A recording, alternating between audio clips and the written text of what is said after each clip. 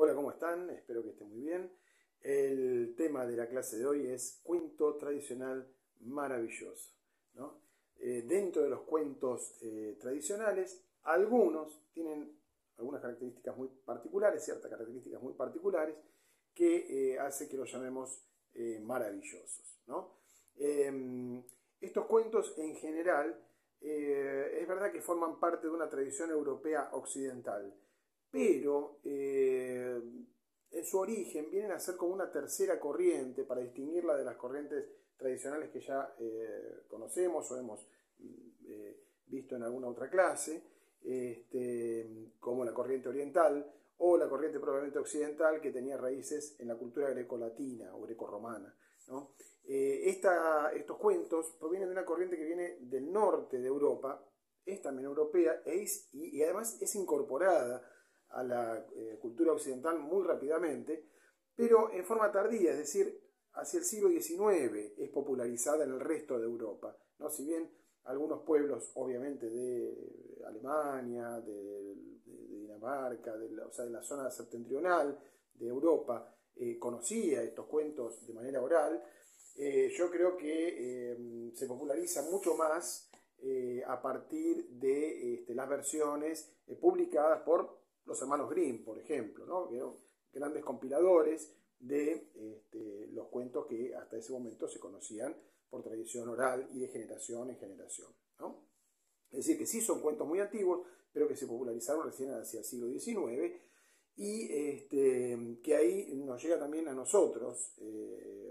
Cuando digo nosotros, me refiero también a aquellos países que hemos heredado un poco la cultura hispánica, ¿no? Es decir, nos llega a partir de España, trasladado hacia nosotros el siglo XIX, ¿no?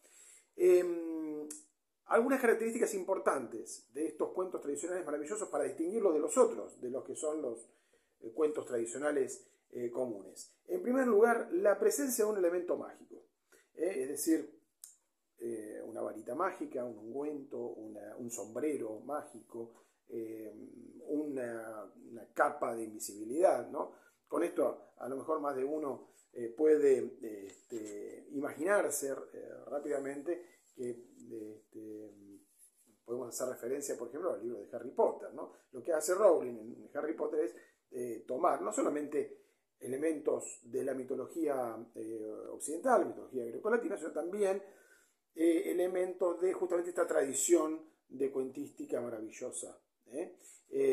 Por eso es que tenemos el sombrero que habla, la capa de invisibilidad, la escoba mágica, por ejemplo, la escoba voladora. Es decir, todos elementos que formaban ya parte de esta tradición. Eso en primer lugar, ¿no? La presencia de un elemento mágico es fundamental para considerarlo cuento maravilloso, cuento tradicional maravilloso. En segundo lugar, otra característica importante es la localización temporal y espacial imprecisa. Es decir, ¿cómo comienzan estos cuentos? Había una vez, érase una vez, en un tiempo muy lejano. Es decir, no hay una precisión. Ninguno comienza diciendo en el año 1249. No, no existe eso. Es decir, son tiempos imprecisos. Y en cuanto al espacio, también una localización espacial muy imprecisa, ¿no? Porque puede ser un castillo, un bosque, un lago, no sé, una aldea, pero no hay una precisión sobre qué aldea o sobre qué castillo o sobre qué bosque, ¿no? Es decir, que siempre hay una absoluta variedad en cuanto al tiempo y espacio, ¿no? Alguno puede estar pensando, bueno, pero ¿y cómo, por ejemplo, Robin Hood podría ser la excepción a esta regla? No, Robin Hood tenemos que tomarlo aparte, si bien está dentro de toda la cuentística que ha tomado Walt Disney para hacer sus versiones cinematográficas. Robin Hood es una leyenda, ¿no? Originalmente es una leyenda basada en hechos históricos, en la época de Ricardo X, Corazón de León, del rey Ricardo, ¿no? En la época de las cruzadas. Es decir, que hay una raíz histórica y hay una localización temporal que claro que es mucho más precisa, ¿no? El bosque de Sherwood, Nottingham, en fin, hay una serie de elementos que no permitirían que entre en esta categoría de cuento tradicional maravilloso. Pero sí, bueno, todos los otros más populares, ¿no? Es decir, Gato con Botas, La Cenicienta, Blancanieves, La Bella Durmiente, ¿no? La Caperucita, ¿no? Los más conocidos entran en esta categoría. Vamos con otra característica: transgresión de las leyes de la naturaleza. Es decir, esto como consecuencia en gran parte de la presencia de elementos mágicos. Hay una permanente transgresión, ¿no?, de las leyes de la naturaleza. Por ejemplo, pueden aparecer animales que hablan, por ejemplo, ¿no? Lo más popular, ¿no? Inmediatamente se nos viene a la cabeza la versión cinematográfica también de Shrek, ¿no?, que de algún modo recrea los cuentos maravillosos, tradicionales, más populares, entrecruzando los unos con otros, ¿no? Hay elementos de muchos cuentos, ¿no? Pero ahí tenemos, ¿no?, el gato que habla. Pero bueno, puede referirse también a otros, como decía recién, ¿no?, de consecuencias de la utilización de ciertos elementos mágicos. Hay una transgresión de las leyes de la naturaleza, es decir, personas que se hacen invisibles, gente que se puede teletransportar, en fin, etcétera, ¿no? Cosas que habitualmente no lo vemos en la vida cotidiana.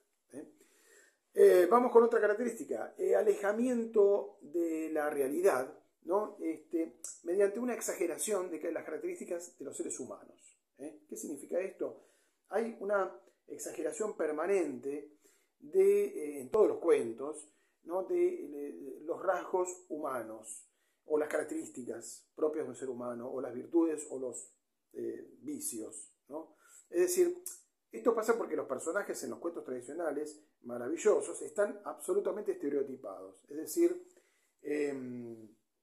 responden a un paradigma, a un ejemplo o a un modelo de cierta virtud o de cierto defecto. Conocemos al héroe por algunas virtudes, pero no conocemos profundamente su psicología, su perfil psicológico, que aparentemente no lo tiene. Es decir, él tiene que cumplir una misión, y sabemos poco y nada de él. Sabemos que es valiente, sabemos que a lo mejor es el príncipe seductor, sabemos que la princesa es bella, sabemos que los enanos de Blancanieves responden cada uno a ciertos defectos, ¿no? Originalmente encarnaban cada uno los 7 pecados capitales, ¿no? Entonces el perezoso lo vemos siempre durmiendo, ¿no? El gruñón lo vemos siempre rezongando. Es decir, de algún modo están exagerados estos rasgos. La bruja es absolutamente mala, es malvada, y no podemos rescatar nada bueno de ella,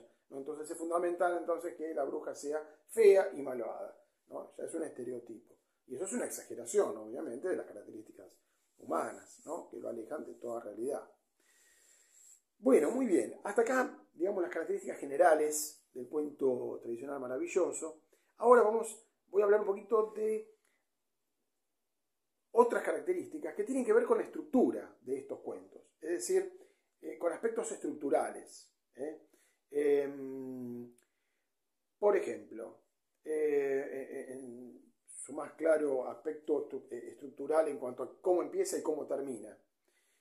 Los inicios y los cierres, las aperturas y los cierres son casi siempre idénticos. No idénticos entre sí, sino idénticos en los distintos cuentos. ¿Cómo empiezan todos? Ya lo dijimos, ¿no? Con unas fórmulas ya hechas, que se reiteran. Había una vez, érase una vez, ¿no? Fórmulas que las vemos en todos los cuentos tradicionales maravillosos. ¿Y cómo terminan? Bueno, de manera similar, ¿no? Y fueron felices, y comieron perdices, y colorín colorado, este cuento se ha terminado,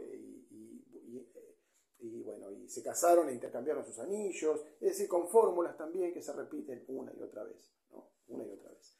En este sentido, entonces, sí afecta a la estructura, ¿no? No es el único aspecto. Hay otras características que también afectan a la estructura, por ejemplo, las permanentes repeticiones. Y acá entra el tema de la numerología, ¿no?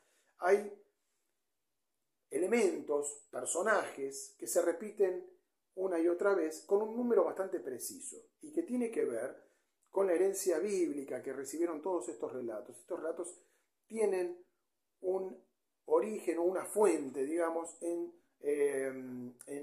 los textos sagrados, en la Biblia especialmente, y especialmente en todo lo que tiene que ver con el tratamiento de los números, ¿no? Con la cabalística, ¿no? Hay números en la Biblia, especialmente en el Antiguo Testamento, que son considerados sagrados. En general los números impares son los sagrados, los perfectos, y los números pares los imperfectos.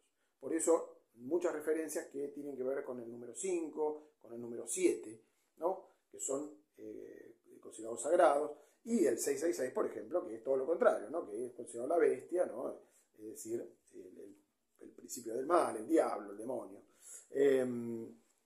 Bueno, en esta consideración de los números sagrados está la representación de una divinidad, del aspecto sagrado de Dios. En realidad, los judíos no representaban icónicamente a Dios, ¿no? Yahvé era soy el que soy, es el que es, por lo tanto no es posible representarlo, pero sí a lo mejor simbolizarlo, por ejemplo, con la presencia de un candelabro de 5 velas. ¿Se dan cuenta, no? 5. Y ahí entonces, de algún modo, eso representa a la presencia de Dios o a la existencia de Dios. Bueno, la presencia de estos números es innumerable, especialmente en el Antiguo Testamento.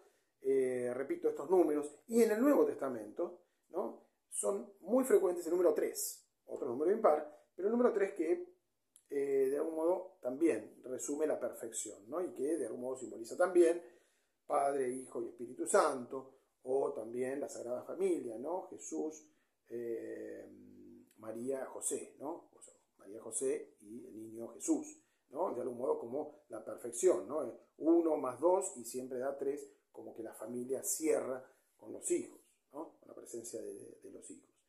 Bien, esto en cuanto a la presencia, pero esta presencia además del número 3 la tenemos inclusive arraigada en el inconsciente colectivo, ¿no?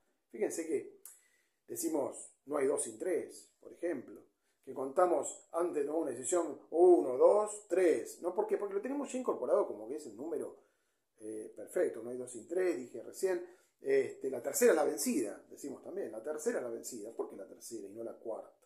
¿No? Porque cuando contamos un chiste y decimos, bueno, acto primero tal cosa, acto segundo tal cosa, acto tercero tal cosa, ¿cómo se llama la obra? ¿Y por qué no lo hacemos en 2 actos o en 4 al chiste? Porque pensamos que el cierre perfecto de la gracia, del chiste, del aspecto humorístico del chiste, cierra en 3. En 4 sería demasiado y en 2 insuficiente.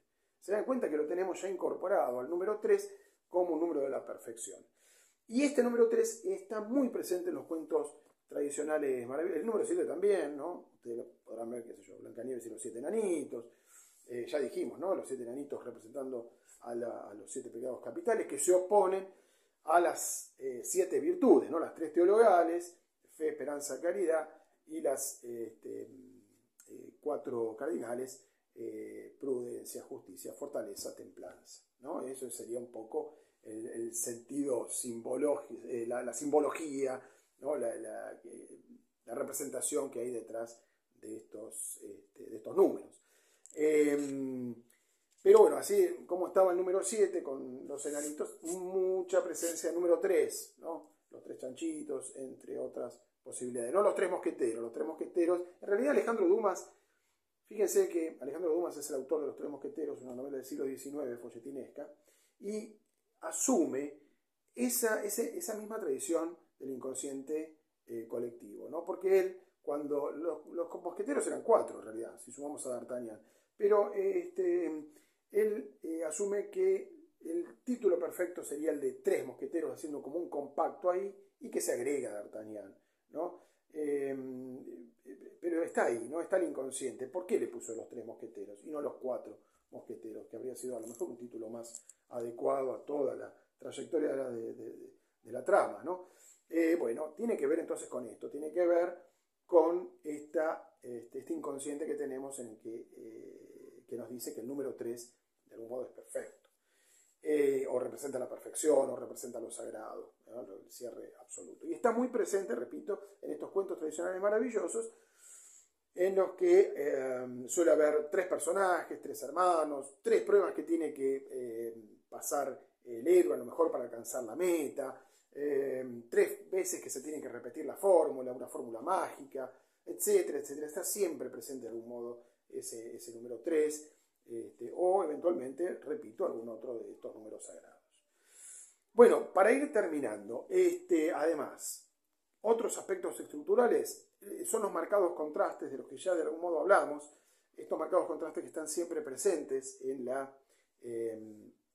estas obras y que están visualizados por los personajes que se presentan como opuestos, ¿no? El bueno y el malo, el gigante y el enano, ¿no? Lo pequeño, lo grande y lo pequeño, dijimos, lo humano y lo monstruoso, por ejemplo, La Bella y la Bestia, ¿no? Lo humano y lo monstruoso. El viejo y el joven, ¿no? A lo mejor el viejo y el joven muchas veces vinculado con la juventud, con la belleza, y la vejez con la fealdad, ¿no? Con la decrepitud. Bueno, ahí está, ¿no? Pero siempre estos contrastes que van llevando adelante la trama de estos cuentos. Y por último, siempre está centralizado este cuento, mejor dicho, en un personaje importantísimo que es el héroe o eventualmente la heroína, ¿no? Claro, que tiene, ya dijimos, ¿no? Un personaje generalmente plano, que no evoluciona, pero que tiene una misión por cumplir. Ese personaje central, ese personaje principal, el héroe, tiene una misión que cumplir, tiene que alcanzar una meta, y para cumplir esa misión deberá pasar por distintas pruebas, por distintos obstáculos que deberá superar, porque si no, claro, no habría conflicto, todo se resolvería en el primer renglón, ¿no es cierto?, del cuento, o en la primera frase.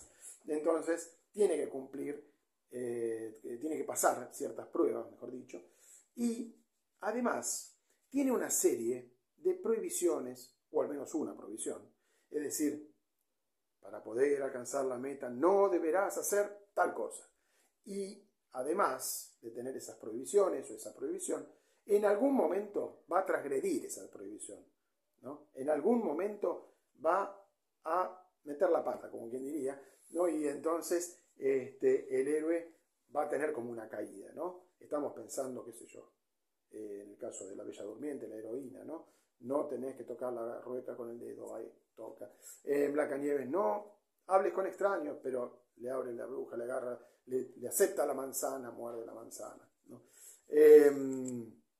Etcétera, ¿no? Siempre hay alguna, bueno, Caperucita, ¿no? No tomes ese camino, no es el conveniente, es decir, hay siempre una prohibición y el protagonista o la protagonista transgrede esa prohibición, desobedece, ¿no? O se olvida, y finalmente entonces va a acentuarse el conflicto, ¿no? Que va a tener que superar. Eso también él lo transforma en héroe, sin lugar a dudas.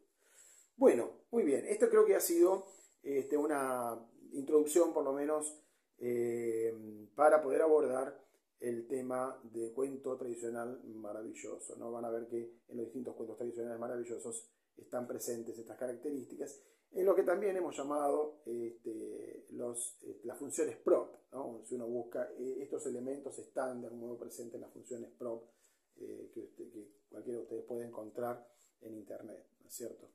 Bueno, muy bien, hasta acá hemos llegado, espero que sigan bien y nos estamos viendo. Muchas gracias.